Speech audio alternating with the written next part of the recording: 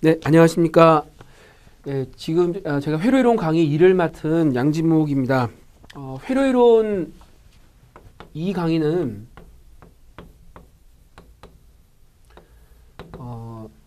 이제 학교마다 조금 시작하는 챕터가 다른데요. 어떤 학교는 이제 정연파 정상상태 전력부터 하는 학교도 있고, 또 어떤 학교는 이제 삼상회로부터 이제 시작하는 학교도 있습니다. 일단 교재는 제가 이제 닐슨 교재로 이제 선택을 했는데요. 지금 아마존 검색을 해보니까 원서는 10판까지 나와 있고 번역서는 현재 이제 9판까지 있는 것 같아요. 근데 닐슨 책이 판이 개정이 되더라도 그 본문 중에 있는 이 예제하고 평가 문제는 달라지지가 않고 뒤에 연습 문제만 이제 소자값들을 조금씩 이제 달리해 가면서 개정을 하거든요. 그래서 이제 지금 강의는 이제 닐슨 책 요약집인데 주로 다루는 문제의 한 90% 이상을 이 예제와 평가 문제로 구성을 했습니다. 그래서 뭐 어느 판을 가지고 학습을 하시든 지금 강의에서 다루는 요약집 보시면 뭐 예제나 평가 문제 정도는 뭐 충분히 다 비슷하니까 학습하실 때 지장이 없을 거라고 생각을 하고요. 그 다음에 강의 시간에 다루는 요 예제 평가 문제 잘 푸시면 실제로 이제 텍스트 가지고 학습을 하실 때 뭐 과제나 시험 대비하실 때도 도움이 될 거라고 생각을 합니다.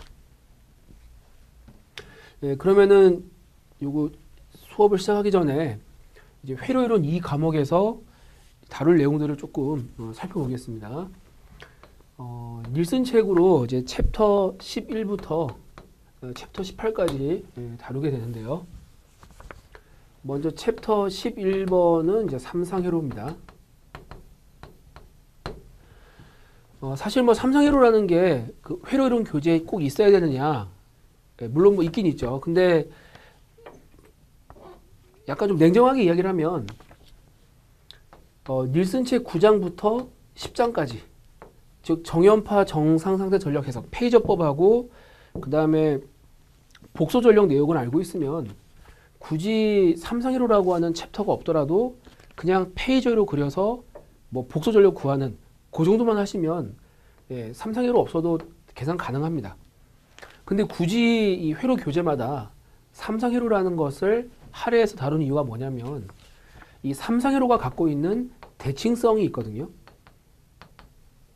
그래서 이 대칭성을 이용을 하면 그 회로 방정식 세우는 거를 현저하게 줄일 수 있어서 그 대칭성을 이용함으로써 좀 간단하게 이제 해석을 하겠다는 겁니다. 그래서 그 회로이론 교재에서 나오는 삼상회로는 이런 대칭성들을 적용해서 이제 회로 해석을 간단히 해석하는 이런 어떤 해석 방법들을 배우는 것이 목표라는 거죠. 그래서 이거는 이제 오늘 이제 다룰 내용들입니다. 그 다음에 이제 12장은 이제 회로에서 정말 좋은 해석 방법인데요. 라플라스 변환. 참 도움이 많이 되는 겁니다. 그래서 먼저 물론 뭐 공업 수학에서 라플라스 변환을 다루지만 여기서는 이제 또 특별히 또 회로 해석과 관련해서 꼭 알아두셔야 되는 어떤 기본적인 내용들 이런 것들 나옵니다. 그래서 라플라스 변환에서 아마 특이 함수, 뭐 UT라든지 임펄스 함수 같은 것들이 소개가 되고 또 이런 것들하고 라플라스 변환을 결합해서 또 어떤 식으로 처리하는지 그런 수학적인 내용을 볼 건데요. 혹시 뭐 아마 회로이론 교재에 있는 내용만으로 충분할 거고 또 본 강의에서도 뭐 일단 라플라스 변환을 처음부터 학습하신다는 것을 전제로 해서 좀 상세하게 다루겠습니다. 근데 혹시 좀 궁금한 부분이 있으시면 뭐 공업수학 책을 참고하셔도 좋을 것 같습니다. 그 다음에 이제 13장 내용은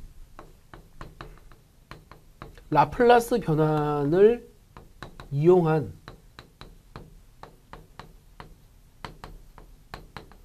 회로 해석을 다룹니다. 그러니까 마치 페이저 회로 그렸듯이 여기서도 라플라스 회로를 그려서 필요한 전압 전류를 이제 구한다라는 것이죠. 그래서 먼저 라플라스 회로 그려서 전압 전류 구하는 것을 다 하고 난 다음에 이제부터는 어떤 회로를 입력과 출력이 있는 이제 시스템의 관점에서 접근을 합니다. 그래서 먼저 전달함수라고 하는 개념을 도입을 한 다음에 여기서 파생되어 나오는 개념들이 또 있습니다. 임펄스 응답, 계단 응답, 그 다음에 컨볼루션, 그 다음에 이제 마지막으로 나오는 것이 주파수 응답입니다. 그 주파수 응답 자체만 놓고 보면 라플라스 변환에서 많이 쓰이진 않는데, 이건 이제 뒤에 필터 쪽에서 많이 쓰이는데요. 그래도 그 쭉 논리적으로 나오는 과정을 보면 그 라플라스 변환 끄트머리에서 이어서 나오는 거기 때문에 보통 이제 닐슨 책에서는 라플라스 변환 부분에서 주파수 응답을 다루고 있습니다. 그 다음에 이제 챕터 14, 15는 이제 제목을 붙이면 필터 회로를 이제 다루는데요. 이 주파수 응답이라고 하는 것을 어떤 주요 개념으로 해서 어떤 이제 이 주어진 회로가 어떤 주파수를 잘 통과를 시키고 또 어떤 주파수는 제거를 시키고, 그러니까 이제 주파수 선택성이 있다는 것에 대해서 살펴볼 겁니다. 그래서 14장 같은 경우는 이제 수동 필터, 15장은 능동 필터를 다루죠. 그래서 능동 필터는 이제 OP앰프하고 저항하고 커패시터만으로 구성된 회로를 의미하고, 수동 필터는 RLC만 가지고 만든 회로를 말합니다. 그 다음에 이제 16장은 이제 풀이의 급수 해석, 17장은 풀이의 변환이죠. 그럼 이제 풀이의 급수는 어떻게 되느냐? 이 전화번 전류원이 주기함수일 때. 그래서 주기함수를 넣었을 때 결국 목적은 정상 상태 응답이 뭐냐? 이것을 구하는 것에 초점을 두고 있습니다. 그 다음에 풀이의 변화는 라플라스 변환이랑 거의 90% 같은데요. 요거는 이제 비주기함수의 경우. 이때 이제 응답을 구하는 겁니다. 그래서 이 풀이의 변환이나 라플라스 변환 같은 경우도 페이저법과 같이 미분 방정식을 좀 손쉽게 푸는 방법에 대해서 이제 다루고 있습니다. 그 다음에 마지막 장이 투포트 회로죠. 그래서 이 투포트 회로라고 하는 거는 어떤 회로가 있을 때 이렇게 입력 포트가 있고 출력 포트, 그러니까 좌우에 하나씩 두 개의 포트가 있다고 해서 투포트 회로라고 부릅니다. 그래서 투포트 회로는 이 회로의 내부 구조가 어떻게 되었느냐라는 것보다는 이 회로가 어떤 여러 회로들 사이에 이제 이렇게 존재할 때 어떤 기능을 수행하느냐에 초점을 맞추고 있습니다. 그래서 이 회로가 수행하는 기능이라고 하는 것은 단자 전압 전류를 V1, I1, V2, I2라고 할 때 이 전압 V1, V2와 전류 I1, I2 사이에 그 관계 속에 이 회로가 수행하는 기능이 들어있다는 거죠. 그래서 이 전압과 전류를 이제 매개하기 위한 어떤 파라미터가 이제 존재하는데 총 6개의 파라미터가 존재합니다. 그래서 제일 마지막 장에서는 어떤 회로가 주어졌을 때 어떤 사용 목적에 맞게 이 문제에서 요구하는 이 특정 파라미터를 구하고 또 여러 개의 투포트 회로를 적절히 연결을 했을 때 또 생성되는 어떤 그 새로운 회로가 있겠죠. 그 새 회로의 어떤 파라미터를 찾는 그런 과정들의 목적을 초점을 두고 있습니다. 자, 그러면은 먼저 오늘은 그 삼상회로 부분을 좀 보도록 하겠습니다.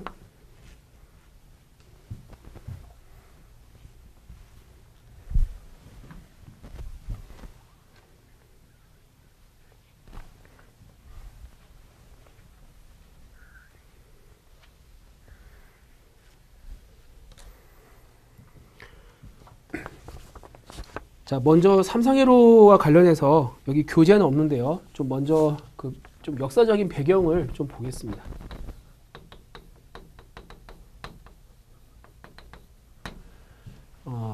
일단 삼상회로라는 거는 그 발전된 과정을 보면 먼저 이제 발전소에서 전기를 만들어 가지고 이제 발전소에서 멀리 떨어진 그 도시 지역 또는 공장 지역까지 전기를 보내는 과정, 그걸 송전이라 그러죠. 예.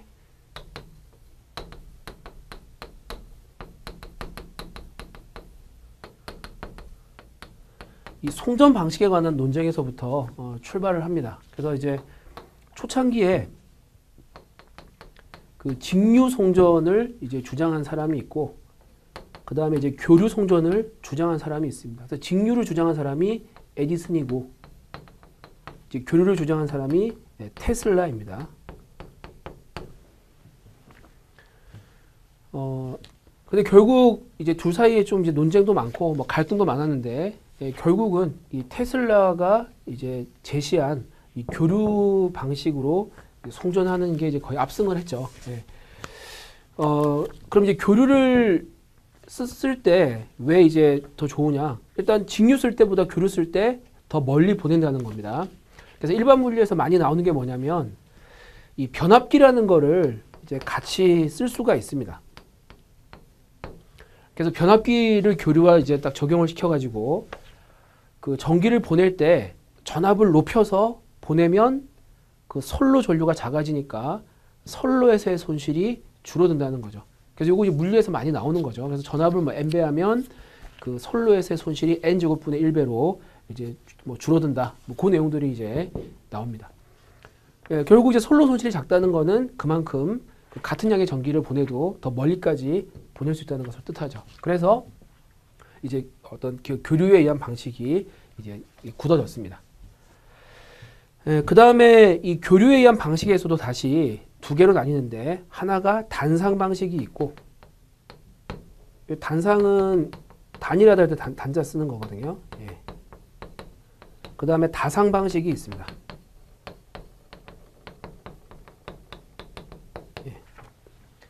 그럼 단상 방식은 뭐냐면 이제 그 발전기의 전원이 여러 개가 있다고 할 때 각 전원 사이의 위상차가 없습니다. 위상차가 0도다. 이런 게 단상이고요. 그 다음 다상은 뭐냐면 이 n개의 전원이 있으면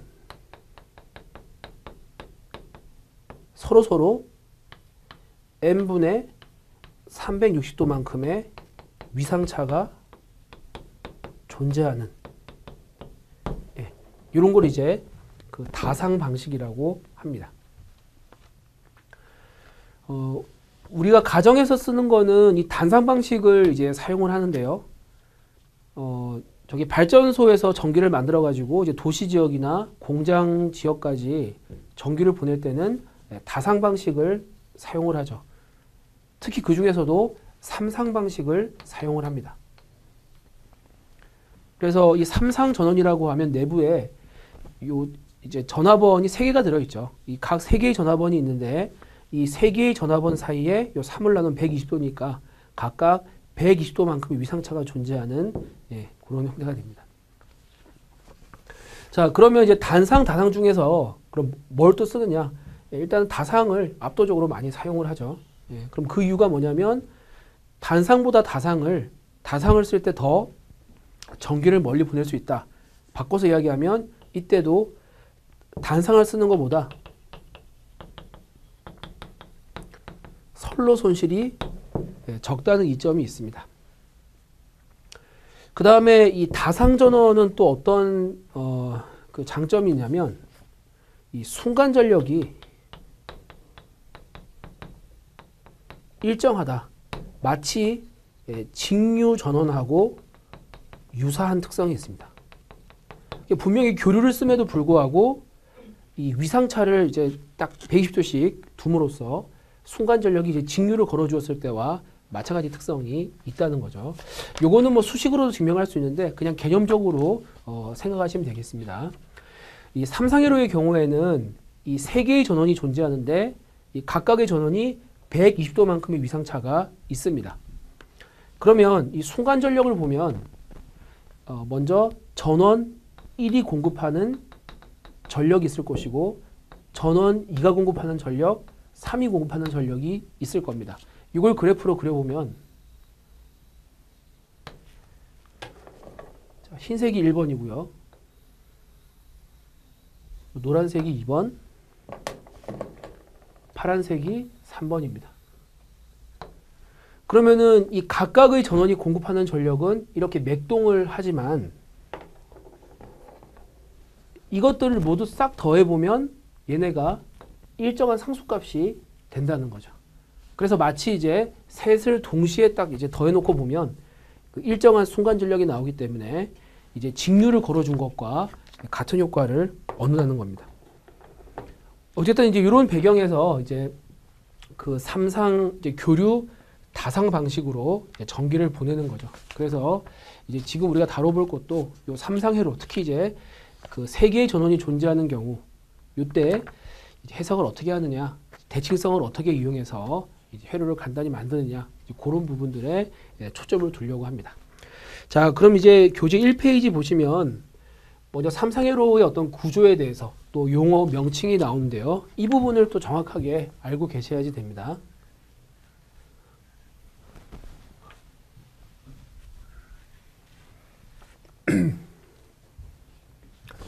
자, 먼저 삼상회로의 이제 구조를 보면 이거는 모든 뭐 책에서 똑같이 설명하는 건데요. 자, 좌측에 삼상 전원이 있습니다. 그 다음에 오른쪽에 삼상 부하가 있습니다. 그 다음에 이제 전원과 선로를 이어주는 전원과 부하를 이어주는 선로가 있습니다. 이렇게. 예. 여기는 선로라고 하죠. 예.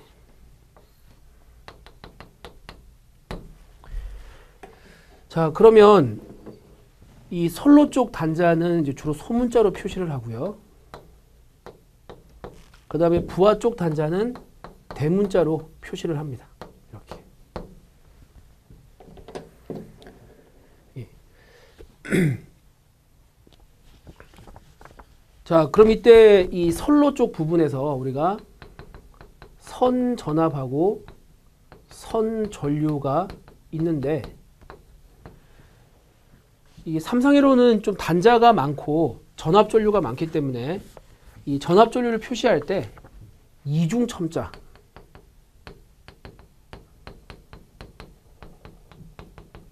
예, 규약을 씁니다. 예, 더블 인덱스죠. 더블 인덱스 예, 컨벤션 이걸 씁니다.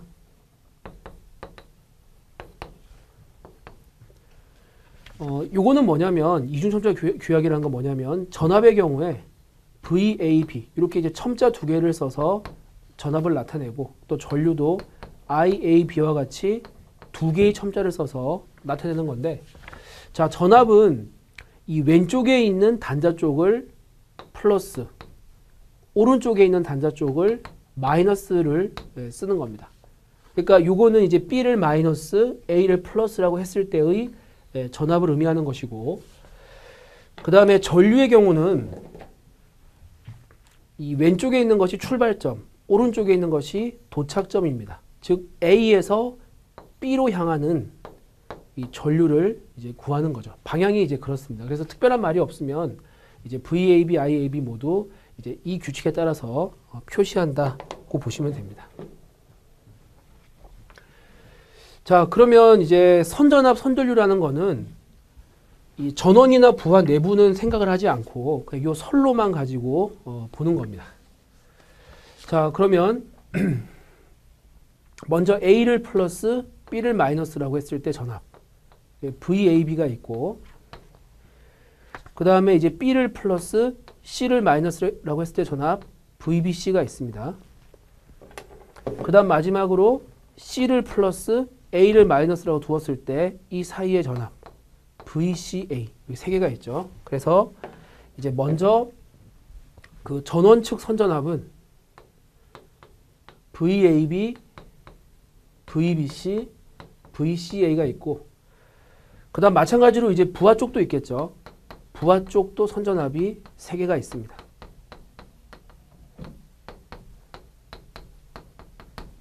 그래서 이것도 이제 VAB,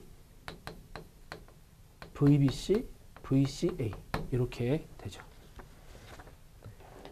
자, 그 다음에 이제 선전류는 이제 이 선로로 흐르는 전류이기 때문에 A에서 A로 흐르는 전류, 또 스몰 b에서 라지 b로 흐르는 전류,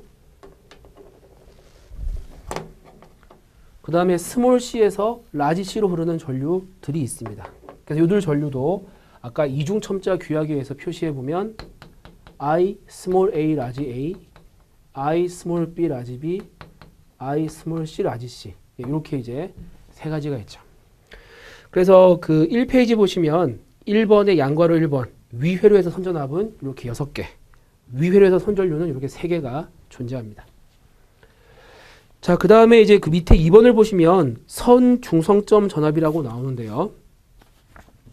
이제 삼상회로를 보시면 이제 간혹 이 전원하고 부하에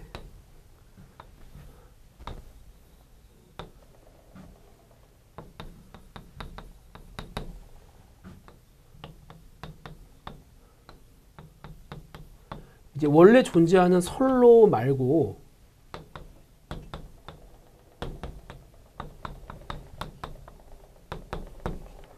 이 별도로 선로가 하나 더 있는 경우가 있습니다. 이거 이제 스몰 n이라고 쓰죠. 이것을 중성선이라고 합니다.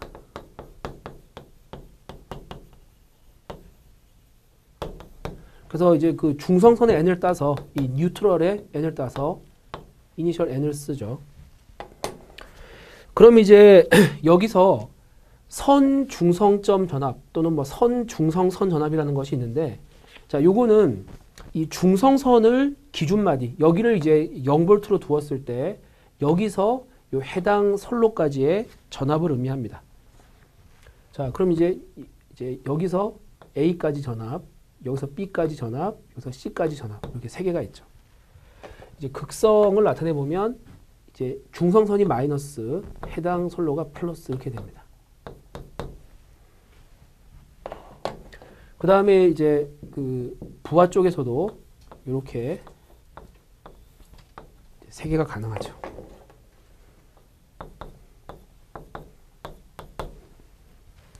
네, 따라서 여기서 선 중성점 전압은 먼저 전원 측에서 보시면 VAN, VBN, VCN. 예, 이거 제 페이저로 그냥 쓴 겁니다. 그 다음에 부하 쪽에서 보면 V 라지 AN, V 라지 BN, V 라지 CN 이렇게 세 개가 있죠. 예, 그래서 일단 여기 이제 그 삼상 그 선로 쪽에서 우리가 이제 알고 있어야 되는 전압 전류들입니다. 자, 그 다음에 2페이지로 넘어가서 상전압 상전류 쪽을 보겠습니다. 이제 상전압 상전류는 이 삼상 전원과 부하 이제 내부를 이제 연결을 하는 건데요. 그 삼상 회로에서 이 전원과 부하를 연결하는 방식은 크게 이제 두 가지가 있습니다. 이제 전원을 Y 결선, 델타 결선할 수도 있고 부하를 Y 결선, 델타 결선할 수가 있습니다. 그러면은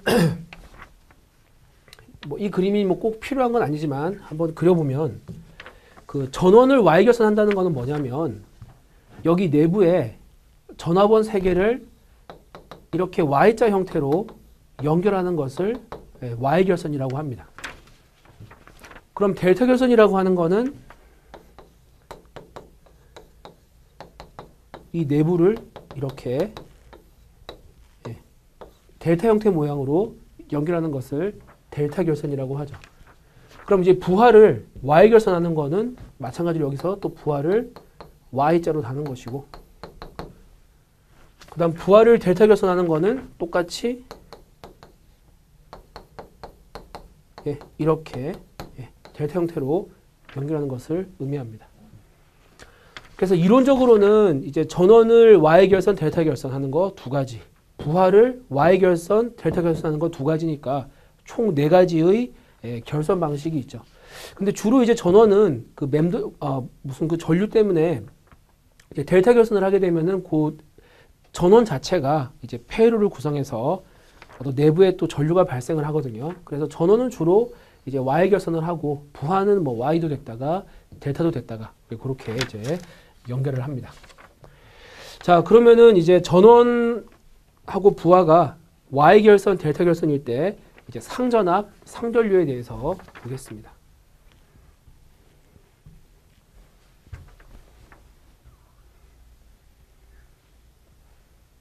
자, 정의가 중요합니다.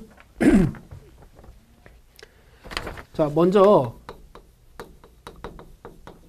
상전압이라고 하는 거는 그 삼상 전원의 경우는 그냥 전원 전압을 의미합니다. 그 다음에 부하의 경우는 부하에 걸리는 전압. 이것을 상전압이라고 합니다. 그 다음 상전류는 이제 전원의 경우에는 전원에 흐르는 전류. 그 다음에 부하의 경우는 부하에 흐르는 전류.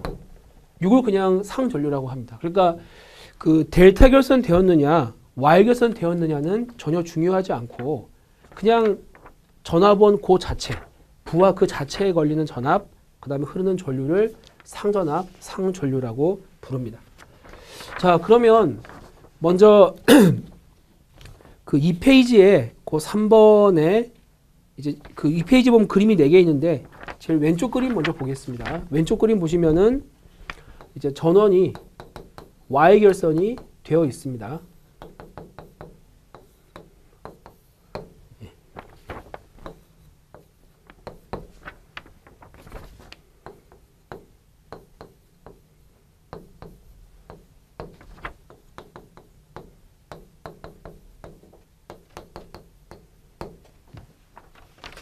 자, 그럼 이제 이때 그 전원의 상전압을 구해보면 그냥 전원 자체의 전압이니까 전원의 상전압은 V1, V2, V3이고 그 다음에 전원의 상전류는 그 각 전원에 흐르는 전류니까 I1, I2, I3가 됩니다. 네, 그 다음에 이제 오른쪽 그림을 보시면 이제 부하가 Y 결선된 경우인데요. 요거는 그림 그리지 않고 바로 써보겠습니다. 이때 이제 부하의 상전압은 각각의 부하에 걸리는 전압이니까 VP1, VP2, VP3이고 그 다음 부하의 상전류 역시 각 부하에 흐르는 전류니까 IP1, IP2, IP3 이렇게 나옵니다. 자, 그 다음에 이제 2페이지 밑으로 내려가서 오른쪽에 있는 이제 부하가 델타 결선된 경우에 이제 상전압, 상전류부터 보겠습니다. 그 교재 그림과 조금 다르게 이제 델타 결선 모양을 살려서 그려보겠습니다.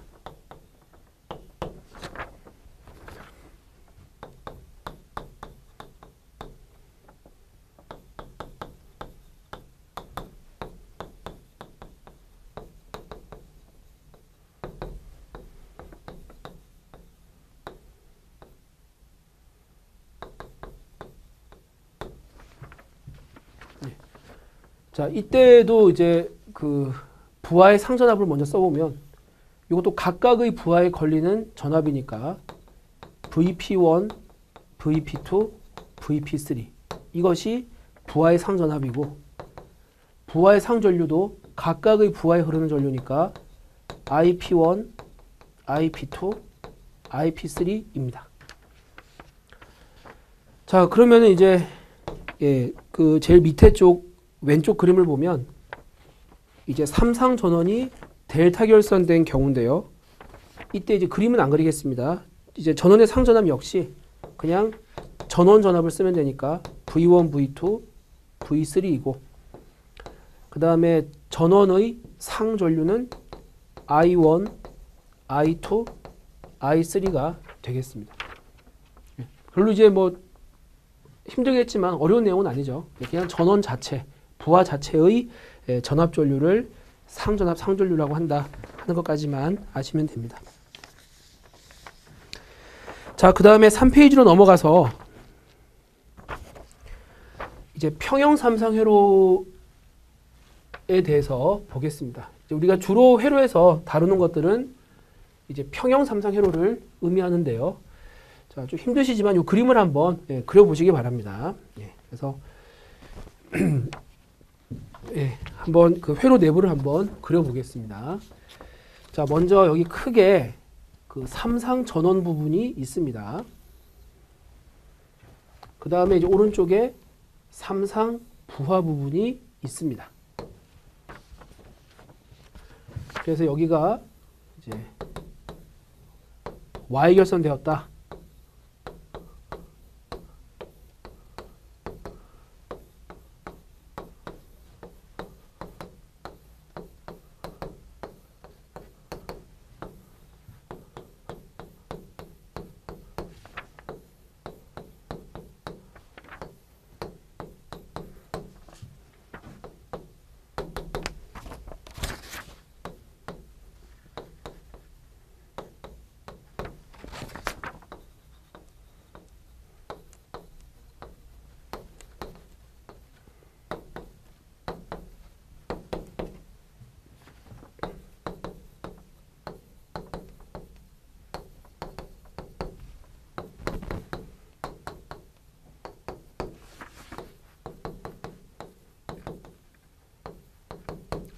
이렇게 됩니다. 여기가 삼상 전원 부분이고 삼상 부하 부분이죠. 자, 그러면 어떤 주어진 삼상 회로가 평형 삼상 회로가 되기 위한 조건은 두 가지가 있는데, 자, 첫 번째가 자, 임피던스 조건이 있습니다. 세 가지가 있습니다. 그 다음 이제 두 번째가 삼상 전원 조건이 있습니다. 요거는 이제 진폭, 크기 조건이 있고, 두 번째가 위상 조건이 있습니다. 먼저 임피던스 조건은 자, 첫 번째가 이제 여기 그 전원 내부에 있는 것들, 요게 이제 내부 임피던스 조건이거든요. 전원의 내부 임피던스 조건이 있는데,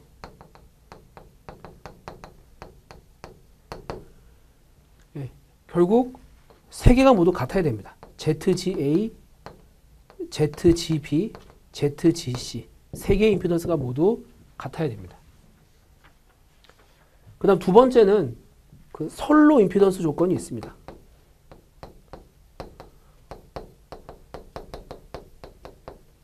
이것도 A상, B상, C상에 있는 임피던스가 같아야 되죠.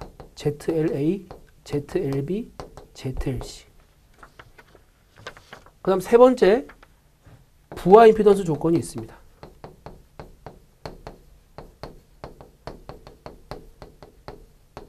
이것도 ZA, ZB, ZC가 모두 같아야 됩니다.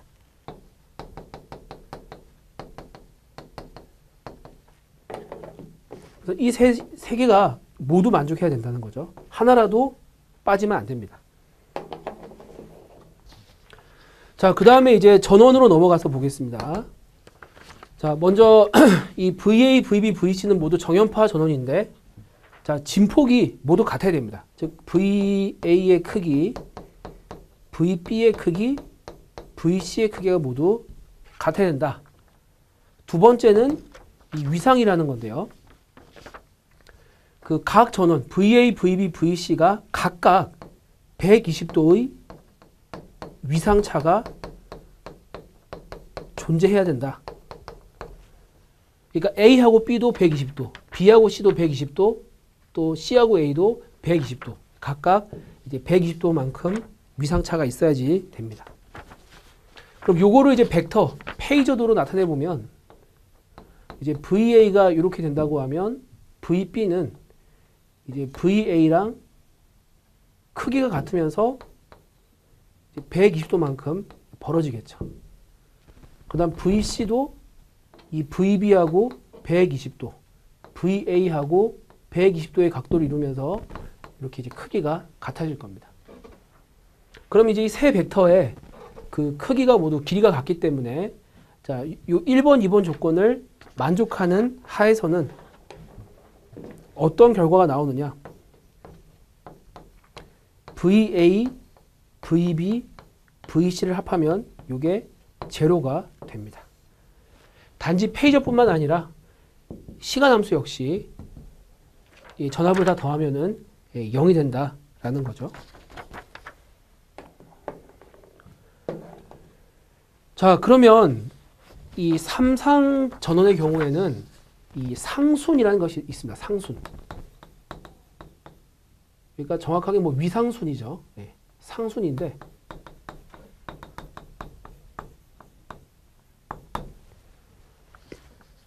그 ABC 전원이 있으면 이 A상, B상, C상에서 이제 어떤 것들이 먼저 최대값을 갖느냐. 이 ABC가 이제 최대값에 도달하는 순서 또는 뭐 델타 결선의 경우에는 AB, BC, CA 중에서 이제 최대값에 도달하는 순서를 상순이라고 하죠. 자, 크게 두 가지가 있습니다. 첫 번째, 정상순. 요건 이제 포지티브 시퀀스라고 합니다. 그 다음에 두 번째가 역상순. 요건 네거티브 시퀀스. 그럼 정상순이라는 거는 이 ABC 전압이 있을 때 A가 먼저 최대가 되고 B가 최대가 되고 C가 최대가 되고 그 다음에 C에 이어서 A가 최대가 되고 B가 최대가 되고 C가 최대가 되는 이런 순서 ABC가 계속 반복되는 이런 순서를 정상순이라고 합니다. 간단히 이렇게 끊어가지고 ABC 상순이라고 부르죠. 그럼 이제 요거를 이제 시간 영역에서 나타내 보면 이렇게 됩니다. 자, 흰색이 자, VA, 파란색이 VB, 그다음 노란색이 VC 이렇게 떠가겠습니다. 자, 그러면 A가 먼저 최대를 갖고 나서 B가 최대가 되고 또 B가 최대가 되고 나서 C가 최대가 되고 C가 최대가 되고 나서 다시 A가 최대가 되는 거죠. 그럼 결국 요거 각각의 위상차를 보면 모두 120도만큼의 위상차가 존재합니다. 그러니까 A는 B보다 120도 빠르고 B가 C보다 120도 빠르고 C가 A보다 120도 빠르다는 거죠. 그래서 제가 지금 여기에 그린 거 이게 이제 정상순의 경우에 그 페이저도가 되겠습니다. 그럼 요거랑 이 ABC 순서를 어떻게 매칭을 시키느냐. 지금 요거를 그냥 바람개비로 생각을 하시면 돼요. 이렇게 바람개비라고 생각을 하고 이렇게 반시계 방향으로 돌고 있다고 생각을 하면 됩니다. 그래서 여기 이제 사람이 이렇게 손을 두고 이렇게 이제 대고 있는 거죠. 그러면 이 손에 와서 맞는 순서가 VA 날개가 먼저 맞고 그 다음 VB가 와서 맞고 또 VC가 와서 맞고 그 다음 VC가 맞고 나서 또 VA가 맞고 이런 순으로 해서 오는 거죠. 그래서 이게 이제 그 정상순이 됩니다. 반면에 역상순은 이게 바뀐 거죠. VB하고 VC가. 그래서 순서가 보겠습니다. ACB, ACB, ACB 이렇게 하죠. 근데 원래는 역상순이니까 CBA가 맞습니다. 그러니까 CBA, CBA, CBA 이렇게 가는 거죠. 근데 이제 CBA라고 안 하고 그냥 ACB 상순이라고 간단히 역상순을 의미를 합니다. 그래서 이 역상순의 경우에는 그 페이저도를 그려보면 이제 VA가 여기라고 할 때 이제 VC가 여기 오고 VB가 여기 오겠죠. 그럼 이제 요 손에 이렇게 얘가 회전하면서 맞는 순서를 보면 A가 맞고 C가 와서 맞고 B가 와서 맞고 다시 이제 A가 맞고 이런 식으로 가는 겁니다. 그래서 역상순의 경우는 이제 A가 C보다 120도 빠르고 C가 B보다 120도 빠르고 B가 A보다 120도 빠르고 그러니까 앞에 정상순하고 전혀 반대로 그 상순이 정해지죠. 하여튼 이제 이게 이제 정상순, 역상순입니다. 그리고 요거는 이제 뭐 YY 결선을 가지고 이야기를 했는데 뭐 델타 결선 가지고도 똑같이 이야기할 수 있습니다. 그래서 델타 결선의 경우는 여기에 대응하는 게 AB, BC, CA 상순. 역상순의 경우는 AB, CA, BC 상순. 이렇게 되죠. 이 정도 보시면은 되겠습니다. 자, 그 다음에 이제 4페이지를 보시면은 이제 평형 삼상 회로에서 YY 결선 시 중성선 전압 전류 이 부분이 나오는데 사실 여기서 4페이지, 5페이지에 걸쳐 다루는 이 두 페이지의 내용이 이제 평형 삼상 회로에서 갈 때 가장 중요한 이론적인 그 기초가 됩니다. 자, 요거 설명드리기 전에 그 삼상 회로의 어떤 해석 기법들을 간단히 먼저 소개를 하고 이제 그 순서대로 한번 찾아보도록 하겠습니다.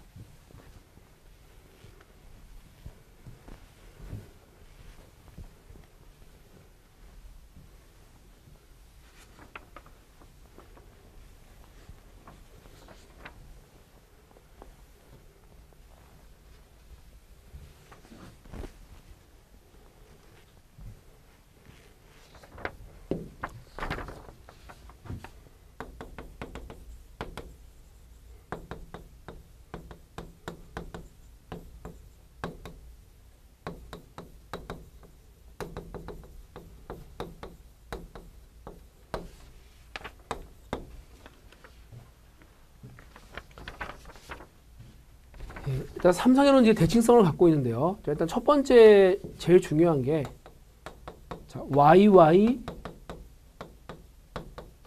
단상 등가 회로가 있습니다.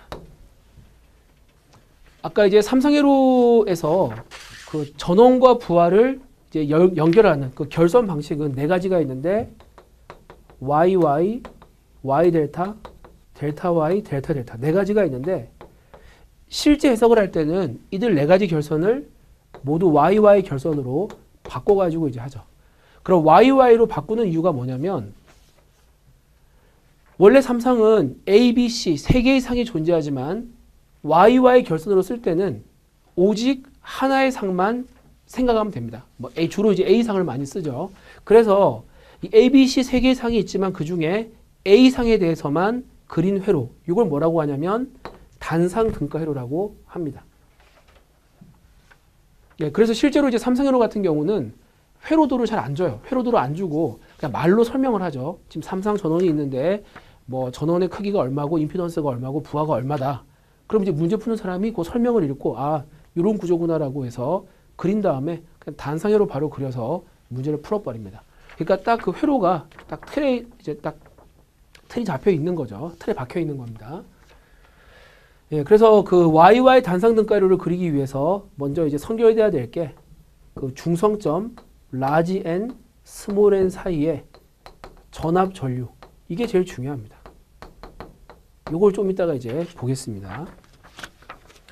자, 그 다음에 두 번째 경우는 뭐냐면 이거 외워야 되는 건데요. 자, 전원 또는 부하가 Y 결선일 때 선전압, 상전압, 선전류, 상전류 관계, 즉 전압전류 관계식입니다. 이거 이제 암기를 하셔야 됩니다. 그 다음에 세 번째는 뭐냐면 전원 부하가 얘는 이제 델타 결선일 때 이때 선전압, 상전압, 선전류, 상전류 관계 요거 또 암기하셔야 되죠. 2번, 3번은 암기하셔야 됩니다. 그 다음에 이제 마지막 네 번째 해석 기법이 뭐냐면 델타 Y 변환이 있습니다. 요거는 이제 그 회로이론 1에서 첫 시간에 첫 번째 부분에서 앞부분에서 다루는 내용인데 그걸 그냥 그대로 삼상회로까지 가지고 오는 거죠. 그래서 일단은 이렇게 네 가지 내용을 아셔야 되는데 1번 주제가 제일 중요합니다. 자, 먼저 1번부터 한번 보겠습니다.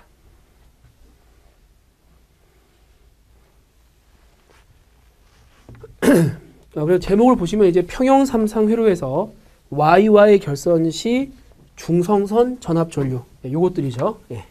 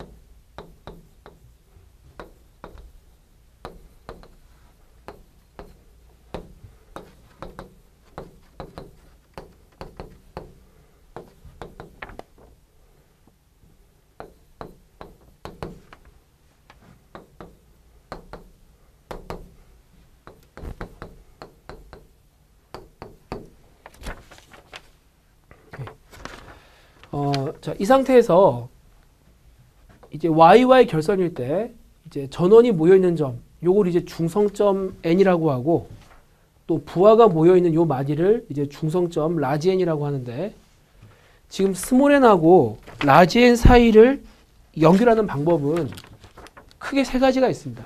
첫 번째가 지금 보시는 것처럼 이 스몰 n과 라지 N을 그냥 개방시켜 두는 방법이 있고 두 번째는 여기를 그냥 단락시켜 두는 방법이 있고 그 다음 가장 일반적인 거는 이 스몰 n과 라지 n을 그냥 어떤 임피던스 ZN을 경유해서 연결하는 방법이 있습니다. 교재를 보면 이제 자세한 증명이 나와 있지만 여기서는 이제 뭐 결론을 먼저 말씀드리고 그 세 가지 케이스 중에서 하나만 증명을 하겠는데요. 결론은 이 스몰 n 라지 n을 개방시키든 단락시키든 지금 보시는 것처럼 임피던스 ZN으로 연결을 하든 어떤 경우든 V 라지 n 스몰 n 즉 여기부터 여기까지 전압은 0V가 되고 또 얘가 제로가 되니까 라지 n에서 스몰 n에는 전류가 흐르지도 않습니다. 그러니까 이 스몰 n 라지 n을 어떻게 연결하든 간에 이 주어진 회로가 평형 삼상 회로면은 이 조건이 성립한다는 거죠. 그래서 여기서는 이 스몰 n 라지 n을 개방하거나 단락한 경우는 뭐 다루지 않고 그건 교재에 있습니다. 여기를 어떤 가장 일반적인 임피던스 ZN으로 연결했을 때 이때 이 조건이 성립하는 것만 살펴보도록 하겠습니다. 자, 먼저 그 마디 전압법을 쓰겠습니다. 자, 여기를 기준 마디라고 두면 여기는 V 라지 N 스몰 n 이렇게 되겠죠. 전압이. 자, 그 다음에 여기는 기준 마디보다 VA만큼 높고 여기는 VB.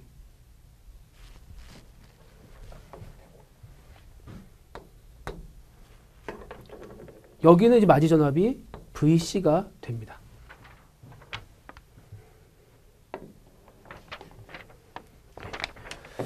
그럼 여기서 이 ZG, ZL, Z 요 세 개를 다 합하면 얘를 그냥 간단히 Z파이라고 쓸 수 있겠죠. 예. 자, 그럼 이제 여기서 KCL을 한번 써보겠습니다.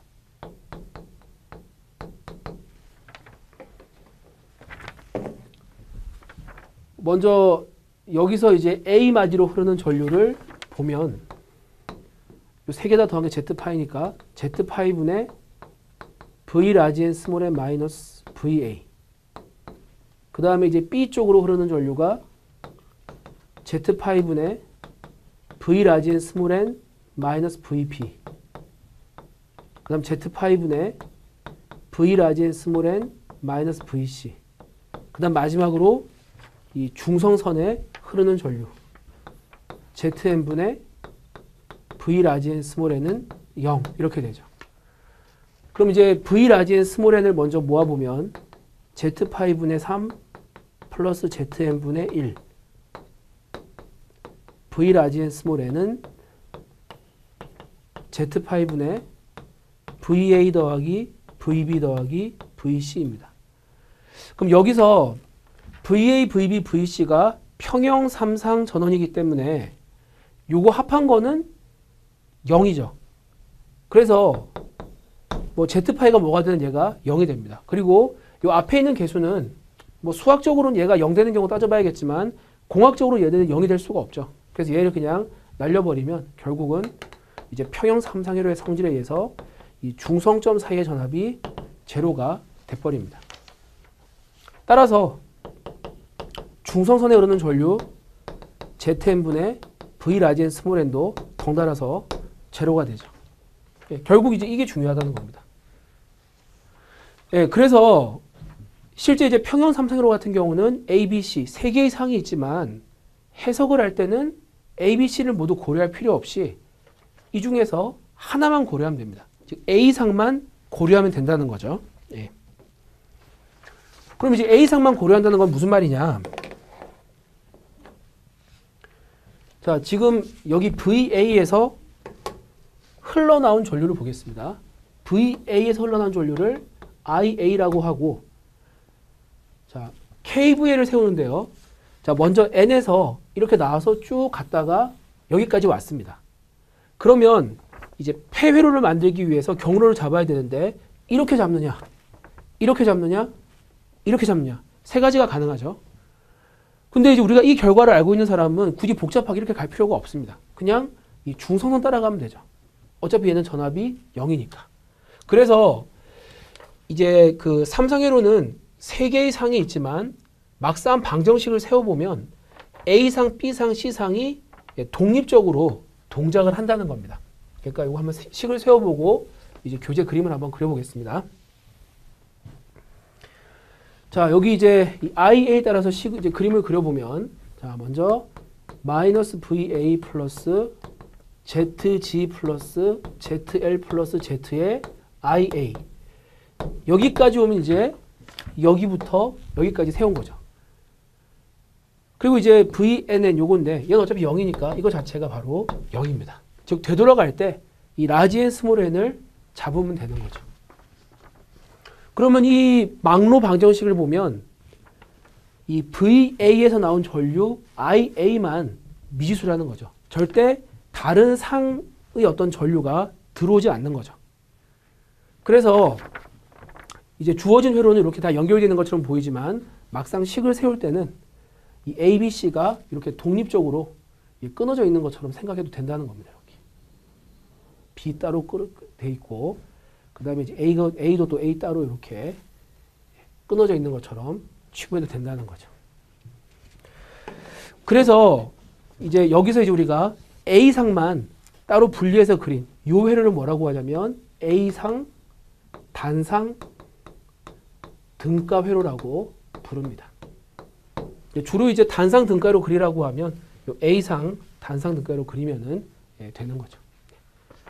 그래서 먼저 이제 A상을 중심으로 해서 해석을 한 다음에 B상, C상에 대해서 알고 싶다고 하면 그냥 위상만 구해주면 되죠. 그래서 정상순의 경우는 이제 B상 구할 때는 마이너스 120도, C상을 할 때는 플러스 120도. 역상순의 경우에는 B상을 구할 때는 위상을 플러스 120도, C상을 구할 때는 마이너스 120도만 해주면 됩니다.